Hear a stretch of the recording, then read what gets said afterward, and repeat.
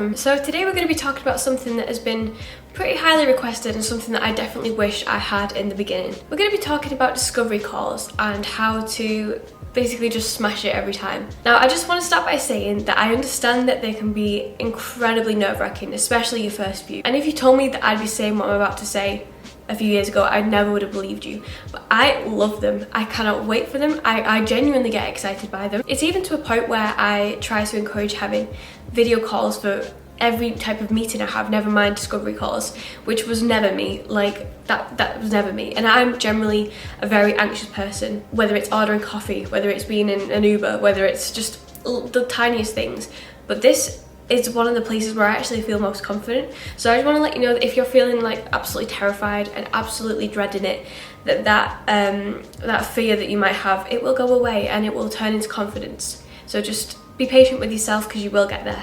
Now, I have this topic as a whole lesson in my one-to-one coaching, so I don't want to give away too much just for the sake of coaching clients and respect to them, but I will give you enough information for you to go off and succeed in these and get the clients that you really want to work with. We're going to be splitting this video into a bit of a before the call, during the call and after the call section, starting of course with before the call. So you've got this person who wants to call with you, who wants to work with you, whatever it may be. Please do your research, whether that's even just going to Google and searching for them. Do your research. I really recommend you go through their existing profiles if they have any and do a little bit of an audit. It doesn't have to be anything really thorough, but you want to have an idea of what you can do for them already before they've even asked you what you need to do. So even if you just write down a few notes or even just do it mentally. This reminds me of one thing that happened in a coaching call the other day, which was absolutely wonderful. I really hope you're watching this now. If you are, that's brilliant, and hello.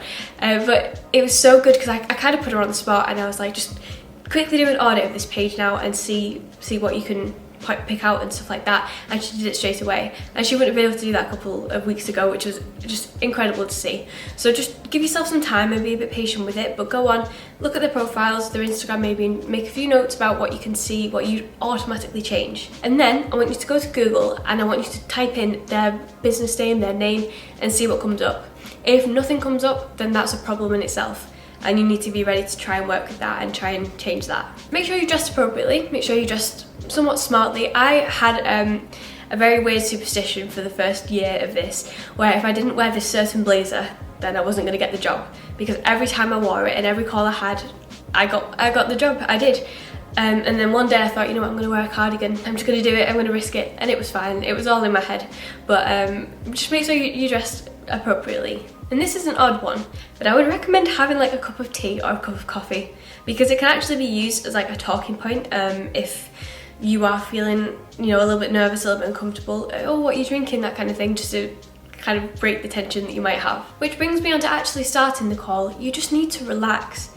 There's a little thing that I think you might be forgetting at this point. You're in charge of this. You are the social media manager. You are the person that they want. The power is completely in your hands. Yes, at the end of the day, it's up to them whether they make the decision or not to work with you. But you've got to remember who you are and have confidence in yourself as a social media manager or whatever it may be that you're doing, and know that you can do this. You can do this job. And if you don't get it, there are other jobs. It's not going to be the end of the world. I want you to have, you know, do the best you can in it, but have the mentality of, I'm fine, I'm going to be fine regardless of what happens. I can do this. I've got this. That's what you need, and it is all about confidence. Completely. Even if you had no clients before, have that confidence in your head. I've worked hard, I can do this. Have it, and it will make such a difference. Because if you don't believe in yourself, then why the hell would they? Just start very friendly, ask them questions, ask them how they are, just the generic stuff that you would. Because you don't want to jump straight in and be like, right, what do you want from me? Give me money or anything ridiculous like that. Be friendly, be genuine, and show your personality, because I always say this, it's so important to make sure that you get on with the client and that they can get on with you, because if your personalities clash, it is just the worst experience on both ends, and we don't need that. You've got to make sure that you allow them to actually speak and let you know what they want and get as much information out of them as you can. So make sure you're asking very open-ended questions and getting to know as much as you can about their business. So what does your business offer, short-term, long-term goals, that kind of thing. Get as much information as you can. It's also important to see if they've already got a social media manager before, because it could save you a lot of work. And I know it's awkward to do, but you've got to ask about budget. You've got to ask about if they can afford this, because there's no point in you going away and doing the after call process if then there's no chance they're ever going to work with you. And find out how long this project's supposed to be. Is it just for a couple of months? Is it like a very long-term thing? You've got to get all the information that you can so that you can provide the best write-up of this meeting and the best quality work for them as well. Now, once that they've told you all this information, you've got to then take a second and just think, well, what can I do with this information? What can I do to help them? And tell them. So you've already got this kind of cheat sheet, I suppose, that you've created before the call, where you've gone and looked at their Instagram and all the things, so you can start firing off and saying, oh, I think it'd be great if we did this, if we did that, and showing them that you're already with them. Now, by doing this, by being kind of assertive and saying, oh great, I'll do this for you, I'll do that for you, that already puts something in their head where it's like they're already working for me, we've not even finished the call yet. It's that kind of thing where it convinces them to kind of say yes to you even before you've actually done anything. So do give brief solutions, but don't give too much away. You don't want to be sending them back a whole list of what you're going to do to the point where they could just copy it and do it themselves. You want to leave a little bit for afterwards, because I think I've made that mistake before where I've had loads of great ideas, told them straight away, and then they've just gone and done it without me. So now we're going to talk a little bit about after the call and what to do. Now, my personal thing is I like to send over a proposal. Some people like to send over strategies, some people like to send over just notes of the meeting, but proposal is my personal favourite. So this is basically saying what I can do for you. So you want to have the price in there, having worked with their budget, and I did a whole video on pricing, so that might help you if you need it, but knowing where their budget is, seeing what you can fit into that price, giving a list of the things that you'll do for them, so whether it's going to be posting however many times a week, creating stories, engagement, and for how long, that kind of thing. And then you can kind of give a little bit more information in the sense that I like to, if I do have any ideas for them that isn't just going to be stolen or anything dramatic like that, I do give them to them. I say it'd be great, we could do this, we could do that, because that shows again that you're already on board with them and that you can work with their brand. And I actually like to include little mood boards on my proposal, so taking inspiration from other accounts that exist, as like see what the competition's like, working with the brand colours that I know of if they have them, if not, coming up with a few little ideas, and then even showing a little snippet of what their feed could look like.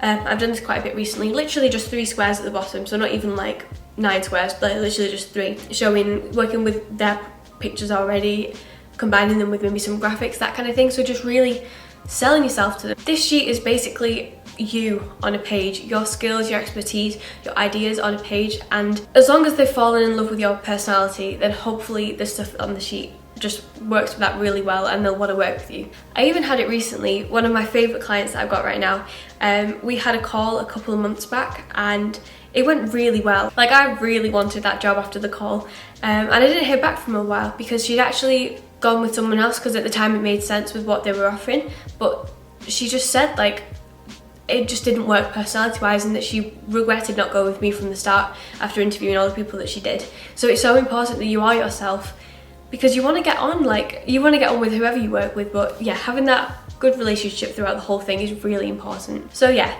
do your research to start with, be really open, friendly, asking as many questions as you can and giving possible solutions in the call, and then creating a proposal or some sort of write-up of the whole thing to send over to them so they can read over it in their spare time and think, this is the one for me. That is basically how to have a great discovery call. So just remember, be confident, believe in yourself, because you're going to be completely fine. You've got this.